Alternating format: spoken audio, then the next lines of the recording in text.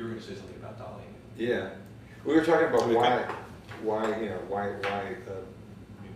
musical phrasing tends to break down into 2s and 4s and 8s, Right. Worldwide, or at least outside of Western culture and Indian music as well.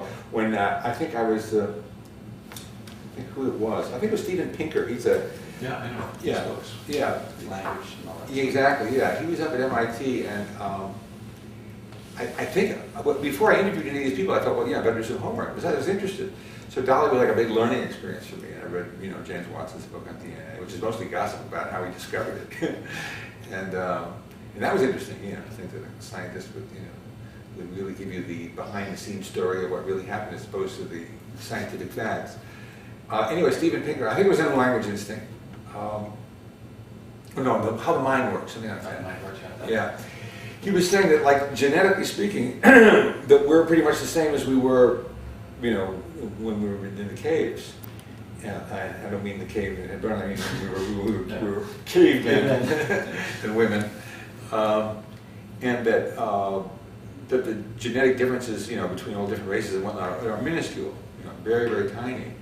So it would only be natural, given the physiological fact that people are overwhelmingly similar. I mean, we're very interested in the fact that faces are all different. It's amazing, that this tiny little fraction of genetic information can cause what we consider significant differences. But if we had a more sort of removed view, we are a species, or we have been a species so far, and we've been remarkably similar. So. It would therefore, and then Steven Pinker rattles off just a whole long list of things. I remember, people make jokes about sex, people do sex in private, and thousands, many, many, many things that he just quotes that he finds in every single culture. I think he was talking about people who were, I guess, I don't know, some more contemporary multicultural approach or something. And he said, well, how can you tell, that smiling, means that they're feeling good? And, he just had all these photographs from all these different cultures and in context. And when people smile, an infant looks at that face. Why? Who knows? If you smile at an infant, he'll smile back at you. That's all that matters. And, I think the philosopher that I studied, Ludwig Wittgenstein, said, it all comes down to forms of life. In other words, we're just, we're kind of a special kind of an animal, and this is our way we behave. And I think that part of it, that's why the four bars, 8 bars, that was part of the package. So back to this time feel. Europeans play your music, Americans play your music, and you've mentioned yourself there's a difference in the time feel. Right. Well, I think it's getting better over there.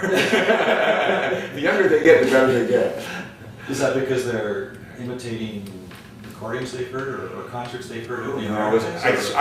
You'll get a kick out of this. I just came back from working with Wim Voss, who's now the head of the whole percussion thing at the conservatory in The Hague in Holland. And he prepared all of drumming, and he prepared music for 18 musicians, and he even prepared the singers for Tehillim, which was totally, you wouldn't think somebody, percussionists would do that, but thank heavens he did, because they were great.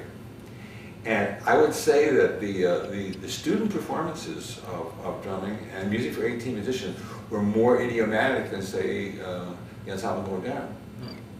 And I would chalk it up to generation. Yeah. I think that the Ensemble Modern, or let's put it this way, European musicians in their 30s, 40s, and 50s know what's right, but are trying to reproduce that. And I think that the younger musicians, and I don't think it'll be just Holland, I think you probably find the same in other countries, European countries, are just doing it. They're not even thinking about it. Now, of course, some of those musicians, the conservatory is odd that they've had like a lot of Mexican players, and they had one or a couple of Israeli players, they had a couple of American players. So it's a different, it's not strictly just Dutch. But I think that musical styles, for reasons that we understand and we don't understand, filter down and become, we've discussed this, and get easier and easier in terms of the basic assumptions of how they're supposed to sound. Oh, you play this way, You don't play this like drums, you play this like this. And I think that now kids in their 20s just, if they're all interested in this, then they just, so what? That's the level of it's come down to. I think when I first went to Europe, when European musicians, like the desert music, I think was like a total fiasco in 1984. Mr. Sticks and all that. Yeah, exactly. Brunhilde, the Brunhilde Society chorus.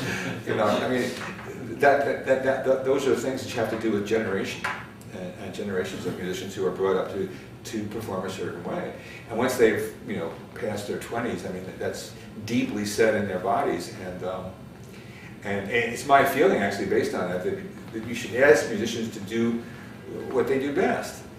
Because you'll be happiest and they'll be happiest.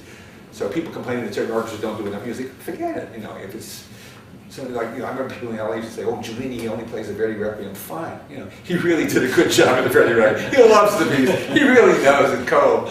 You know, so say thank you and forget it. Go somewhere else for the other stuff. You know, take your business to another establishment. So, and I think with the Europeans, that even people we played with who are our age and younger, but not so much younger, are learning the style and know what to do, but they still don't have it quite in their bones. It's kind of like halfway house type thing. I guess the American thing is jazz influence and Exactly. all that. But in addition to that, I know from the early rehearsals of drumming, the early performances of drumming, the other members of the ensemble were in effect imitating the feel that you gave to it, since you did, as the composer, you did play in it. Yeah. And we could play it a certain way, but then we even talked about trying, you know, just noticing that you played it a certain way. Right. And obviously you wanted it that way. Right. Because you were playing it that way. Or nobody kind of left you on leave. yeah. So there's a certain feel that you give to it. Oh, sure. That we try to imitate and we've kind of developed. So I don't know whether you were consciously playing it that way, or is that because of I wasn't the thinking about it. technique or limitations of technique? Oh, certainly limitations of technique, but I mean that was a piece that lent itself being taught. The musical material in drumming, as opposed to even the musical material in music for 18 musicians, was so easy that, you know, you could pick it up very quickly. And the whole idea, I would try to get to the people real fast in auditions for people I didn't know, was, you know, let's just try the phasing right away. And then I could kind of tell from trying to phase with them, this is going to work, it's not going to work. Even to this day, I mean, I find people who pianists or people who do, you know, marimba phase or piano phase, you do that, okay, everything else will work out. But I wasn't thinking of it. I guess I was, you know, we as Americans are very pragmatic people, and I think it's one of our great strengths, as opposed to some of these internal, you know, theoretical questions that Europeans get bogged down, but they think are hidden instruction. Look, you know, that's it. There's nothing. It's empty. What you see is what you get. What you hear is the whole story. So I mean, I just, well, this was the way to get it. You know, this was the easiest, rather than writing it out. You know, So that's just the I way mean, you know, ding, you know, right there. Now let's try it together. You know? It just. And then I guess as a very good player and as a sensitive player, since mastering the notes wasn't exactly a challenge, you got into, you know, the feel of it. But I think that, and I discuss this a lot of times with people that say, well, you know, about being musicians in the ensemble and their background. And one of the points, now I'm talking about you and Bob in particular, but it holds for a lot of people, is that there was a generation that we more or less grew up at the same time, and that people like yourself and Bob had the qualifications, went to the right schools, you know, achieved a very high excellence in Western percussion, and were ready to go into Philadelphia Orchestra, particularly with your connections, and Bob, you know, was at Marlboro and Philly, blah, blah, blah. And could have had these jobs and chose instead to do an advanced degree in Verdungham or Bob and Tauber. I mean, so let me turn the table. So how did you get from, like, you know, Curtis to Verdungham? A lot of it had to do with rhythm, actually, and wanting more out of life, so to speak, than a job in the symphony orchestra. Right. Realizing when I discovered that there were these other possibilities for percussion, and, you know, I gravitated toward it. And actually, it wasn't rhythm at first; it was just playing percussion instruments. Right. And then from there I discovered this interest in rhythm, because the complex Indian rhythmic systems and the interest in the perceptual ambiguities of African drumming that we've talked about. those sort of things. Well, it's also interesting, I guess, I hadn't thought about it, but in those musics, like what Bob has said once, I think in public, you start playing and you play for the whole piece. Mostly you're trained for a profession where you really learn to read rest. Exactly. Well, people come up to us after drumming performances and say, well, how do you play for so long? Well, violinists do that. Yeah, exactly, yeah. Yeah, exactly. So what's the problem? Oh, it feels good to play. Exactly. But I mean, that's what Indian drummers, I mean, they play for the whole, maybe there's a lot, but then once they come in, man, they're there. And African drummers too. That's it, yeah. They're over when the piece is over. And that was one of the attractions of your music. Yeah. You get to play. We don't understand. We count, but we're playing while we're counting. So you're not counting either. That's true. Yeah, well, I think that people also ask, like, why did this kind of, quote, minimal music, what is now called minimal music, why did it arise? And I will tell them, look, if you were living in America in the 1960s, you would have been hearing like recordings of Ravi Shankar, and maybe you would have heard him in concert, and you would have probably heard some recordings of African music, and you would have probably heard some Indonesian recordings of the whole series that were starting to come out. You would have heard John Coltrane playing one harmony for like half an hour. Africa Brass is what's the change, man? F. No, I mean what's the change? F. F for half an hour. So, and then Junior Walker, remember that tune Shotgun? Came out of Motown. This is the bass line. And there was no B section, it was just A.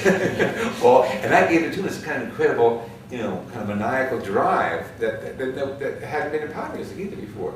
So I just said, look, if you were in America at this time, there would have been all these different things that we were all, that those musicians who have their antennas up, we're just hearing. And that's why, shake it up in a blender and, this kind of music is not so unexpected. And that kind of listening came to Europe, slightly later. And a lot of it through people in our generation. So, excuse me, you've studied the Kaballah. Mm-hmm. Well, I mean, that just means I've read the Zohar, spoke to people who like Rhythmic. I've read and studied material in the tradition. I'm not so any kind of expert. Are there any aspects of the Kaballah or other forms of mysticism that you think about or use in your music? No. Basically, the mystical tradition is very often just very beautiful commentary on well-known. I mean, like it's in the Three Tales. I mean, at the very end of the piece, Dean Steinshouse, who's one of the great poets of our time, says the sin of Adam in eating, he was too hasty. Now it's a very simple statement, but it's not something people normally think of. It's just a downfall of man. And he says he was in a rush. Okay, so he's basically taking something from the Zohar, which was a very, very popular commentary. I mean, Zohar was not it was recherché and popular at the same time. It was in other words, the people would read it, especially in Spain.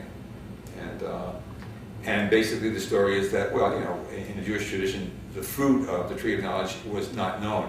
The idea there was an apple came later in Christian tradition, but in Jewish tradition, there were, in the Talmud, they mentioned that, well, it could have been a fig, it could have been a grape, it could have been wheat, and of course, wheat isn't even a fruit. But so they say, well, okay, well, so so the grape leads to wine, leads to changing consciousness. Could be eventually in our day drugs. The idea that eating something will change your psychology, your state of mind. Fig is pretty purely female sexual symbolism, so it's has the sexual life.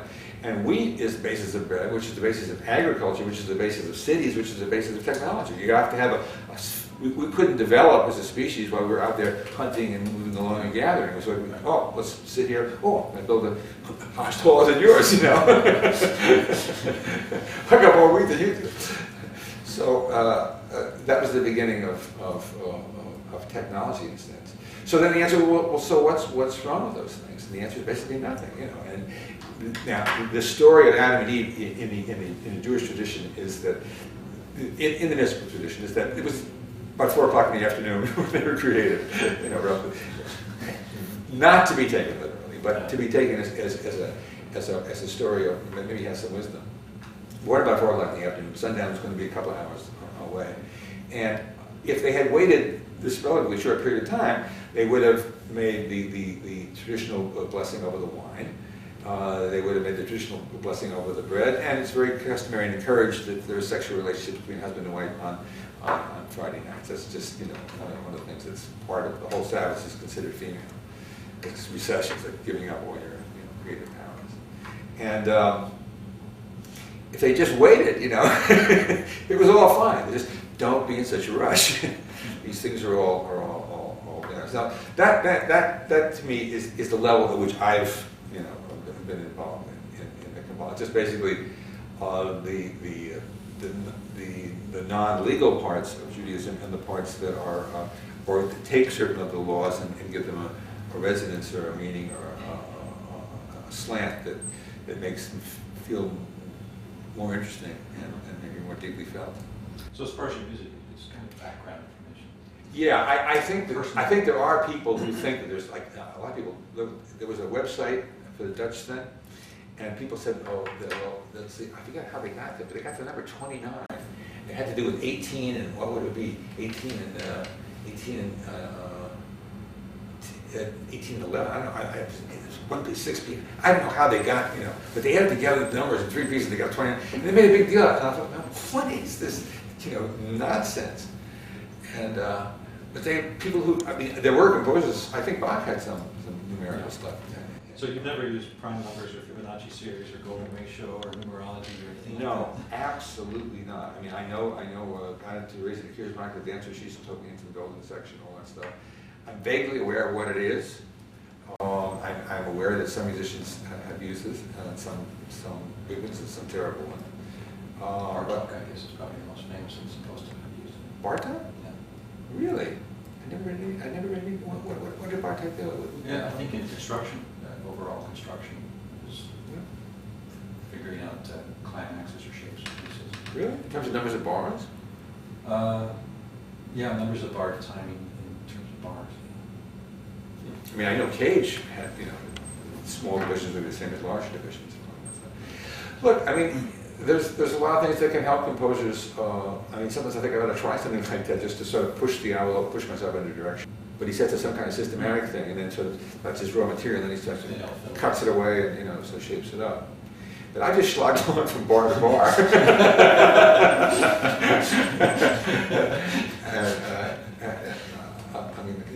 I think whatever works, and if I could see, if I learned something interesting about that, now I'm going to go back and see if I can find out about how Bartok did that. Yeah.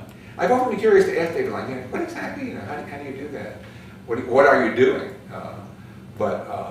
No, I've never done it. I think Louis Andriessen uses some of that stuff too. Well, if in fact something like the golden ratio is used because it's a natural feeling, and it could be that if composers or whoever create things instinctively, right, then that could be. Yeah, but I think attempt. Yeah, but I think mostly that people I know that use that, they use that. They're very much aware of it. They make markings on the floor.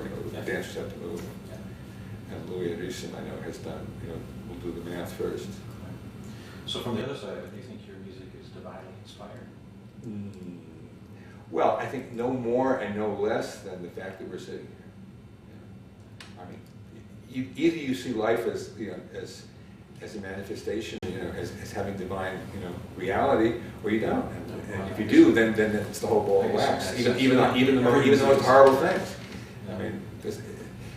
But I also believe, and it's very characteristically Jewish to believe that that however God may know or we really, really do have free will, and we really are responsible for and we get the credit and the blame, and it's our show, and you can whatever that involvement is, it's been given to us entirely, to do the best job we can. So, what other areas of rhythm are you interested in exploring in your music, or do you consciously think that way? Just does it just come to you, or are there Well, certain things you like to do that I you did, don't but do? after about that, in that book, that time when I had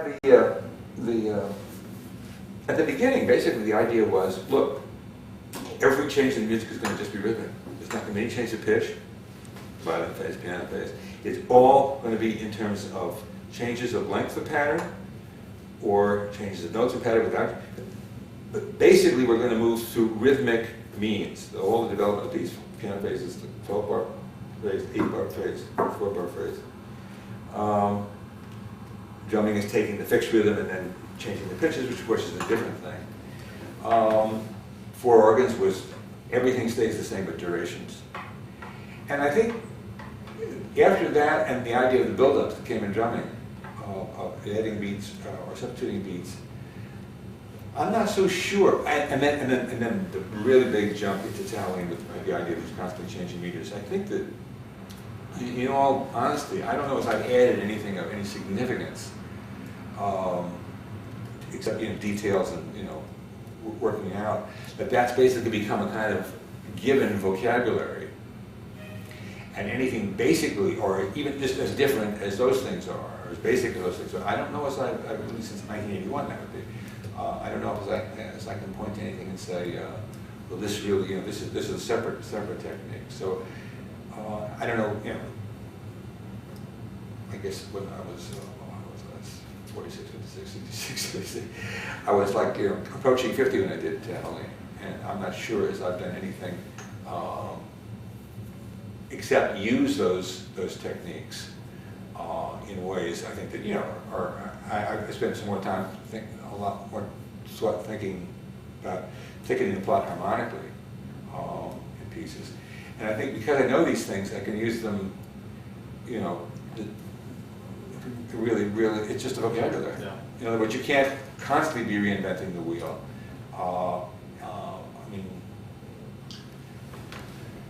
I'd say in all honesty, my rhythmic inventions go up to about 1981 and then basically becomes a vocabulary. And maybe something will happen after that, but I'm not consciously pursuing that. I know as a performer of your music, every time I get a new piece that you've written, I look for and always find something different rhythmically that you haven't done. It might not be a major thing, more something detail. small. Yeah. For example, obviously in the cave there was the speech rhythms. Well, yeah, but that's something we haven't talked about. That's true. Now, sometimes starting different trains rhythmically, it goes backwards and forwards. I mean, the locomotive which just came right out of the simplest, hand alternation pattern from way back from the first drumming book, those first two books. But what was really interesting, of course, in different trains is the fact that the tempos are tied to speech samples, which are just totally gratuitous in terms of musical time. They produce music which changes to an unrelated tempo, which I never did before. And the way to solve that was to simply have the pre-recorded material make the change. Different trains is for 3 or sometimes 4 string quartets, one of which is live, the other which is pre-recorded.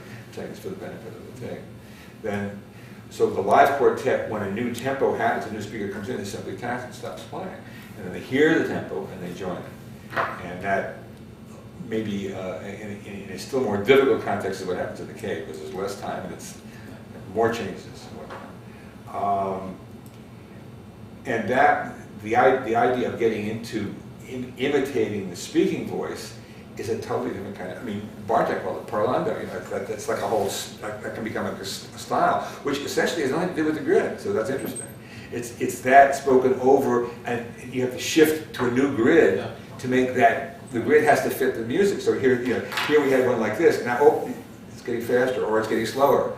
So that was different. The idea of change, the idea that the tempo would change suddenly to an unrelated tempo was something I never in the world would have come up with if it hadn't been the interest in using the speech samples, and feeling that stage of the game in '88 and up through the cave, that because of what they were talking about, the Holocaust and the seriousness of the subject matter, I felt that I can't stick in the computer and change their tempo. I just got to go be the faithful scribe, got to go with them, because this piece is kind of sense of an homage to them. So that led to this other thing, but it really worked. It really worked in that piece. The Cave, I think, is not as successful as different trains, but I mean, this is my musical criticism. But it's a very interesting piece, and it definitely introduces a new kind of music theater. I mean, I had been asked to do operas, and I always said, thank you very much. No. And finally, here was a way to go, and it came out of the idea of following these speech rhythms. And then Three Tales was a way, okay, now let's put the music first. Now let's set the tempo and make, because these people are not, we're not talking about their kind of subject matter. One of the first things I noticed about Three Tales in performance parts is this pretty obvious use of cross rhythms. Yeah. Which you hadn't really used. Right, okay. Now that's a steal from Michael Gordon. That's a steal from Michael Gordon, who's basically using he picked in a piece called Yo Shakespeare. He gets into dotted values, dotted quarters against quarters, against a triple, something like that. And because, again, these things all can mean nothing, it takes somebody who actually does them well, and he uses them very persuasively. You ever play Yo Shakespeare? You should check it out. You can get it to show me. It's only 15 minutes. Really good piece. And so I was obviously very influenced by what I had done, but he had made a very specific rhythmic invention, so I stole it. Fair exchange is not robbery. So that was absolutely right. You said good composers borrow and great composers steal. You steal from good people. You always steal from the best. Yeah, it was a really nifty thing that he was doing, and you're absolutely right. It's in Hindenburg, and it appears throughout Three Tales, and pops up here. It's another way to go rhythmically to get excitement going, and that really came from there was a generation of people who learned from me, and then when you're young, you learn from older people. When you're older, I think it's interesting to learn from younger people. Which other up-and-coming composers do you find interesting, especially from a rhythmic standpoint? Well, he pretty much, I don't know what David Lang is doing. The rhythmic expression of his music is not particularly powerful. He did a very good piece called Cheating, Lying, Stealing, which is basically kind of like a cadence that displaces the beats, as if you were just changing the placement of the notes within the bars, which is sort of vaguely related to, it's not phasing, but it's related to it. It's also related to substituting beats for rest. Only what you're doing is making variations.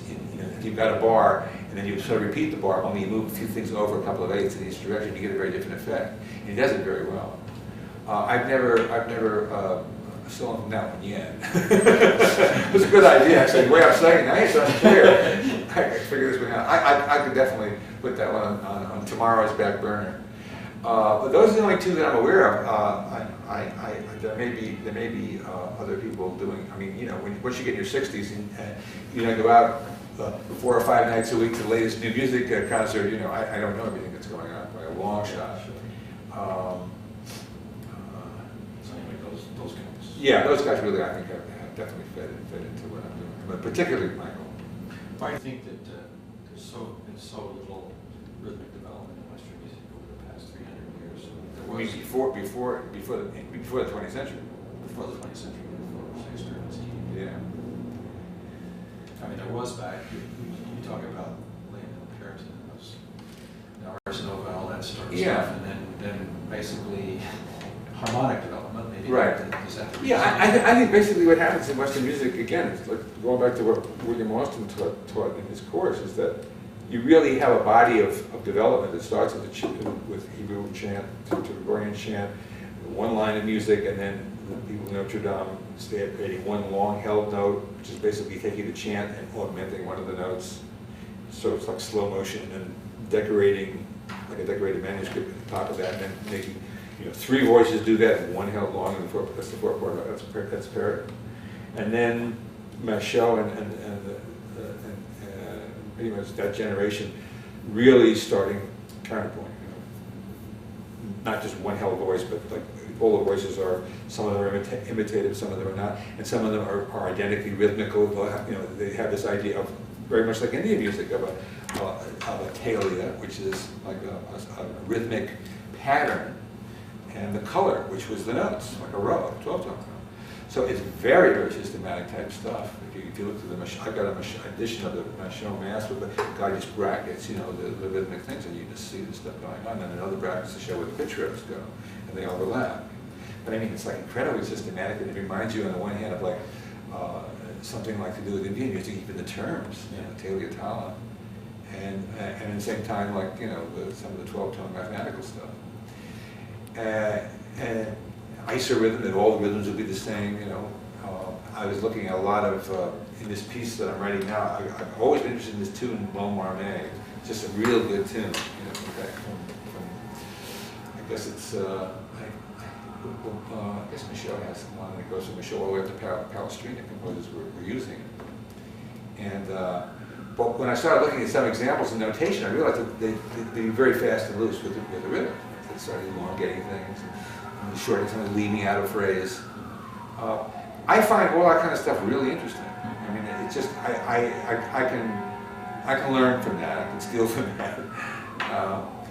And that kind of thinking goes, and then by the time you get into the Baroque period, obviously, and by the time you get to Bach, all of that has been brought to, it's been organized so that as the notes are read up and down, they make this incredible, especially Bach's case, unbelievably, you know, rich chromatic harmony. And then there's this break, you know, the sons say, you know, it's great, Dad, but, you know, hey, chorus and melody, that's where it's at. And Haydn, and then basically the development of the idea of melody and accompaniment, with, you know, composers definitely use contrapuntal forms, but they were relatively incidental to the idea of great melodic invention, development of the melody, a whole different kind of thinking, more dramatic, you know, kind of thinking of development, and where the harmony gets more and more chromatic, more and more complicated, and as that happens, the rhythm, the grid begins to dissolve. It is absolutely, I mean, from, you know, you can play Mozart, you can play Haydn without a conductor, you can do Beethoven without a conductor. By the time you get to Schubert and Schumann, it's already getting kind of dicey. By the time you get to Brahms, you can't do it anymore. And the language has got more, there are more accidentals, and there's less fixed tempo. They're absolutely, I mean, it's as much a reality as you know, isorhythms are to medieval music. And by the time you get to Wagner, I mean, it's just entirely a sea of the conductor's gestures and music for which, you know, the beat is oftentimes impossible to ascertain sometimes. So when I went to music school, the people that we were supposed to imitate, basically the descendants of Schoenberg, Berg, and Webern, who were the descendants of Wagner, was like kind of the bitter end of German Romanticism, turned into this incredibly, you know, systematic music where there was absolutely no way to tap it. No, and anything that suggested that was to be obliterated from the music. I mean, you weren't even supposed to have octaves. And anything that suggested tonal center was just, you know, it was considered stupid, boring. I mean, you were irrelevant. So, I mean, it wasn't, I mean, we could talk about it now, but at the time, it put me in a very, you know, I felt like, you know, what am I doing here? I came in for Bach, Stravinsky, and bebop, and I'm in the wrong place. So I think that my generation basically, my generation in America, our generation in America, was the one that just felt, you know, basta, you know. And what it really was not so much a radical new thing, although it was again a kind of simplification. A restoration in a new way of, okay, harmony's back, totally different kind of harmonic rhythm, much slower than anything you've heard before. And, you know, heavy use of modality, which you could probably trace to French Impressionism, which didn't go that way. I mean, if you want to look historic, by the time of Variations, remember, when we did the Carnegie Hall concert, I really became consciously aware that I was doing a lot of, you know, repeating something in the middle register and changing the bass. It's even in Music for 18. So basically, what are you saying? You say, well, the bass isn't the function. The key signature is you know, no sharps or no flats. But are you C major? Are you in A minor? Are you in D? Well, you know, we'll see. But you're in. It's no sharps and flats. That's the reality. It's like, and the flute melody in Afternoon of a Fawn is repeated and reharmonized. Like Mother Goose and everything else, right? The same thing. And I think that I know when I was a kid, you know, I'd go to the movies and you'd hear, you know, 25 invitations of, of Ravel in every movie you went to. Yeah. So I think a lot of these things probably just were like, programmed into us. And, a lot of jazz is kind of sort of French impressionist, or they say Charlie Parker used to listen to a lot of Mozart, Ravel and Ravel and Gershwin are like, definitely clear influence. So I grew up with a lot of that stuff, and I think that it entered into, so in music history terms, I think what's called minimalism comes out of French impressionism, and with a heavy influence of jazz and rock and roll and all the pop music that was going on at the time. And there's nothing new under the sun, but the combinations keep changing. You mentioned Haydn briefly. I've heard you mention before that you preferred Haydn to Mozart. Yeah. Is that, It's hard to say why. Just like I think it's just, I don't know, it's just sort of a matter of factness. We used to joke, see MF in music, it doesn't mean it's a forte, it's a matter of fact. Has an expressive marking. And what's in back of that is that, don't get all hung up with, just play the notes and the music will come through. And if it doesn't, then there's something wrong with the notes. Yeah. So, I don't know, I guess this is something I probably could be fooled and, confuse them if I were given that blindfold test. But generally, if I'm on the radio and something's on and I don't like it, and if I get back to find out what it was Mozart, and if I do, it was high. I like particularly the late, Spitting 104. Yeah. But I've heard some earlier stuff too that I know. There's also Farewell Symphony. There's a humor there too. He's playing around with a lot of stuff, and there's a sort of kind of like, that kind of thing which I enjoy. Yeah. I just wondered, a couple of kind of small questions, but I was reading about Moondog. Oh right, Moondog. Yeah. We made that tape with Moondog. You made a tape. Yeah, Moondog came down to my place when I lived on Duane Street, and me and Moondog sang, and Moondog played drums, and John Gibson and Phil Glass played flutes, and we did these 4-part cannons. Wow. They were part of Still his. have the tape of that? I think so. I think it's kicking around here and there. Yeah, I It's did. interesting to see. Yeah. I remember you used to take me to, Moondog used to have we stood on a street corner. So Yeah, right. We used to go visit him and talk. Did we? Yeah, when the early days of those rehearsals. Yeah. I can imagine it. Yes, I can. But in one of the articles I read about Moondog, he claims to have given you the suggestion of using the maracas for. Have you ever heard that? I haven't heard that. Chronologically, he'd be right, because he was playing what he called the trembo. Maybe he's right.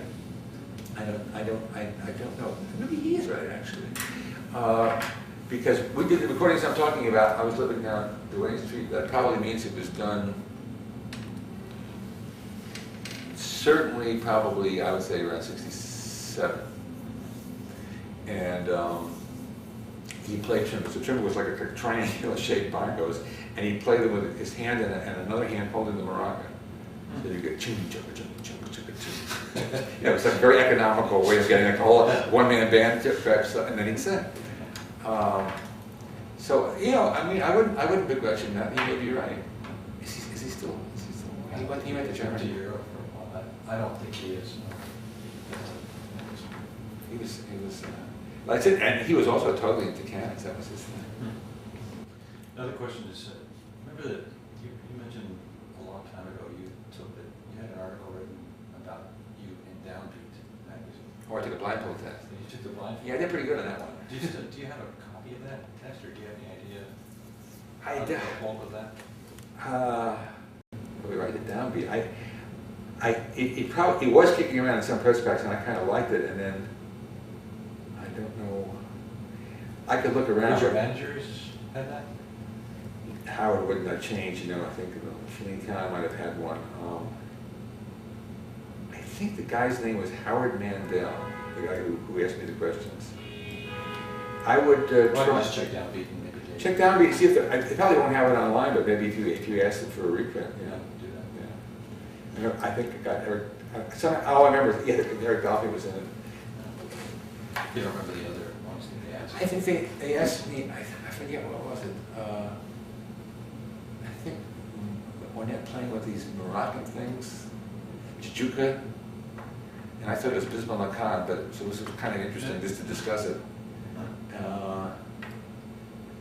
I think there was one else Davis thing, which was pretty straight ahead. I remember all that. But it was a good one, yeah. I mean, basically it's good. I've been looking back at some of the your older things. And, there's this piece called Four Log Drums. Oh yeah. Is that something that can be done acoustically, or does that have to be? No. Well, you probably could. I mean, it wouldn't be worth it really, particularly. I mean, I don't even know where they are anymore. You'd have to make them. To get somebody who made them for me. I knew somebody who was making a lot of drums. They were like, a cheese box in the old days, about like that. And they'd have like a tongue. Oh yeah, two well, tongues those of- kinds of log drums are still made. Yeah, they are. Yeah. And I think it was like an A minor scale, something like that. Well, I think, I mean, the ones that I The ones you had. had, Yeah. okay.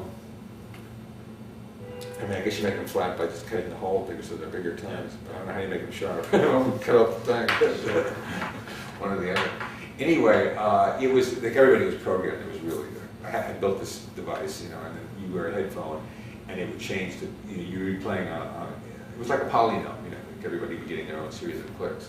Oh, okay. So they'd be getting. I mean, you could do it. You could do an approximate version of it, probably. Or maybe if a conductor, you had a good conductor, maybe they could conduct it. It's not a great piece. Those would be worth. No, just kind of historical. Yeah. We're doing they're doing Pendulum music at Well, that's if it's about 5-6 minutes long, and it's done so that you turn on all high frequencies so it doesn't hurt your ear. That can be a good joke, Michael Snow's actually going to drop on. Oh, Michael Snow? Oh, good. Well, then he'll be. Reprises. I don't know if he was in the original performance. Yeah, he was. Yeah, he was. Yeah, I thought his picture's always in the books. Well, we used to. Did we ever do that occasionally? Yeah, we did that quite a bit in the early days. Yeah. Sit it up, or sometimes it would be like in our gallery, Right. Exactly. Right. Yeah. Well, this is great, Steve. Thanks. Covered a lot of territory. Yeah, I guess so. Actually, it's great. I would ask a question, and you would answer 3 or 4 of the questions that I. But I never. It's the first time anything ever happened to anybody in the ensemble. Yeah, it's really. So this is your side, the side of you that's teaching the classes. Yeah. So you enjoy that, obviously. I mean, it doesn't. This is something different, But I mean, in general, I mean, you've been able to stay there for years now, and I haven't really taught classes that much. This is a relatively new thing, but I'm starting to. I mean, you just basically just get private lessons.